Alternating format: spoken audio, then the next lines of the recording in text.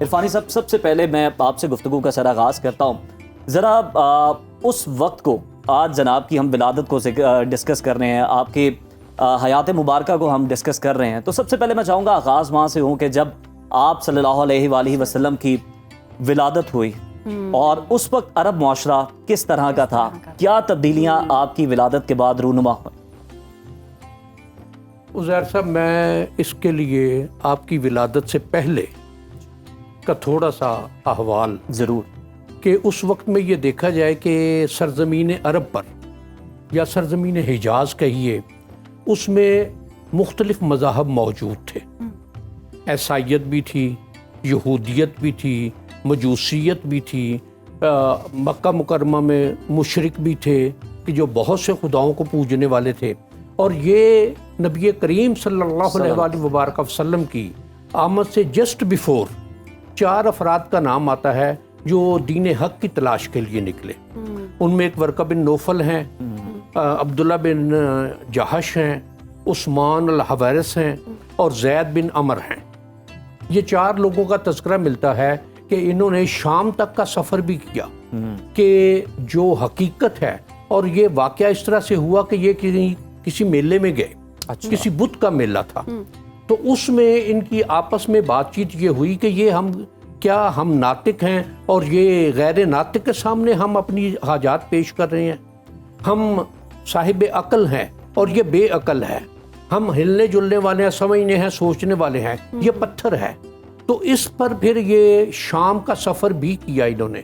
وہاں عیسائیوں سے اور یہودیوں سے ان کے مکالمے ہوئے، لیکن مطمئن نہیں ہوئے. صحیح.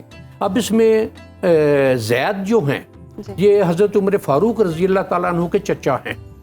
ان کے بارے میں یہ بات ہے کہ اس دور میں جب بچیوں کو زندہ دفن کیا جاتا تھا، تو ان کو جس کے بارے میں پتہ چلتا تھا کسی بچی کے بارے میں، تو وہ اس کے والدین کے ہاں چلے جاتے تھے اور اس سے اپنے پاس لے آتے تھے اور اس کی پرورش کرتے تھے. یہ ایک اس دور کا عمومی معاشرہ ہے.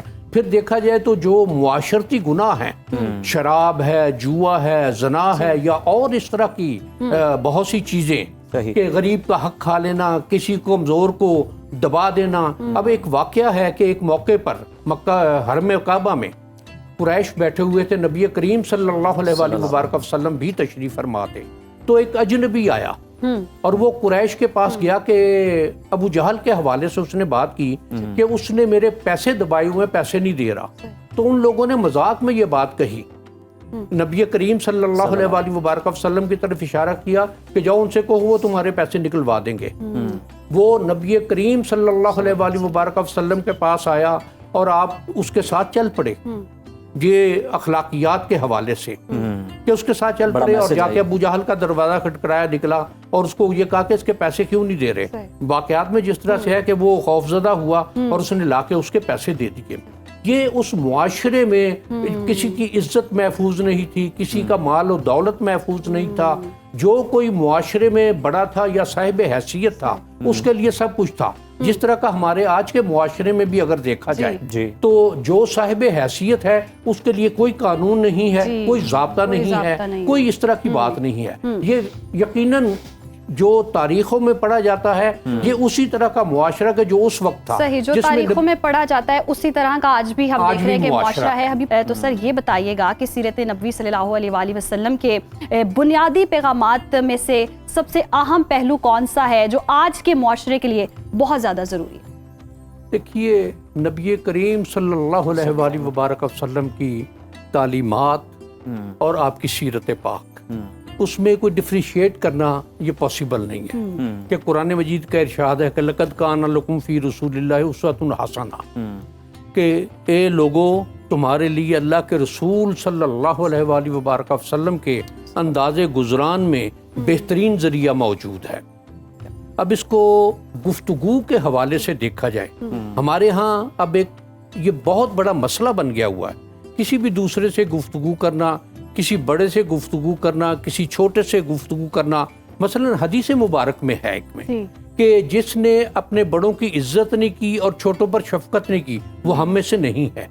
قرآن مجید میں ارشاد ہے کہ وَقُولُوا لِلنَّاسِ حُسْنًا، نبی کریم صلی اللہ علیہ وآلہ وبارک وسلم کے لیے قرآن مجید میں انداز تبلیغ کے لیے ادعو الی سبیل ربک بالحکمت والموعظۃ الحسنہ کہ یا رسول اللہ صلی اللہ علیہ وآلہ وبارک وسلم آپ لوگوں کو دین کی طرف اچھے خوبصورت انداز میں بلائیے، وجادلہم باللتی ہی احسن، اگر بحث مباحثہ ہو جائے تو اس کو بڑے خوبصورت اور اچھے طریقے سے، آسن طریقے سے۔ ہمارے ہاں بحث کا طریقہ نہیں آتا، بحث کا انداز نہیں آتا، بحث کا موقع نہیں آتا کہ کسی کو دوسرے کو اپنی بات بتا سکیں، سنا سکیں یا کوئی سنے۔ اب یہ نبی کریم صلی اللہ علیہ وآلہ وبارک وسلم کے لیے جو اس کائنات میں سب سے افضل ہے، سب سے اول ہیں، سب سے بہترین ہیں، ان جیسا کوئی کائنات میں ممکن ہی نہیں ہے کہ جن کو اللہ تعالیٰ نے خود لولاک لما خلقت الافلاق کہ یا رسول اللہ صلی اللہ علیہ وآلہ وبارک وسلم اگر آپ نہ ہوتے تو میں یہ کائنات ہی تخلیق نہ کرتا، کہ جن کے صدقے میں یہ کائنات بنی ہے، اس کائنات کی تمام رعنائیاں بنی ہیں، اس کائنات کی تمام خوبصورتیاں بنی ہیں، اس کائنات کی تمام خوش رنگیاں بنی ہیں، وہ ایک ہی ذات ہے اور ان کا نام ہے محمد صلی اللہ علیہ وآلہ وبارک وسلم۔